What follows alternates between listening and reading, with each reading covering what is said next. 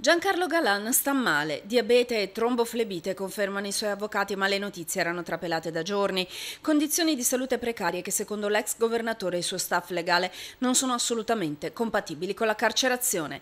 Perché le voci che vengono da Montecitorio non sono positive, si fa sempre più concreta la possibilità che martedì il Parlamento confermi il sì all'arresto già dato dalla Giunta per le autorizzazioni. La documentazione medica relativa alle condizioni di Giancarlo Galan, costretto a letto con farmaci per almeno 45 giorni, sarà depositata lunedì in procura a Venezia.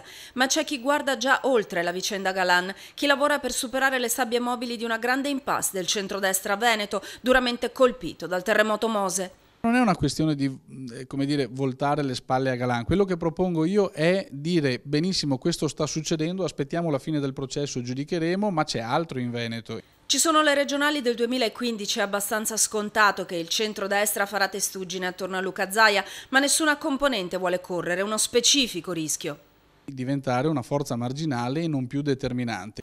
La via per evitarlo è ricompattare. Fare il giro di boa, ricreare un progetto totalmente nuovo dove Forza Italia sia certamente la forza trainante, ma fare sintesi e dire andiamo al di là di quelle che sono le diversità, troviamo i punti di sinergia, i punti comuni. Un quadro delicato in cui la questione morale assume un significato cruciale.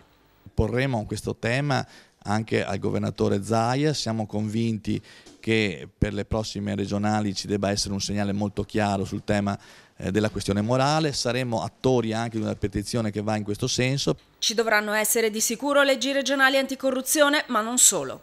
Ma ci debbono essere anche percorsi che consentano al cittadino di vedere allontanati dalla politica coloro che si comportano da ladri, coloro che utilizzano la loro posizione per affari personali, questo non può essere permesso.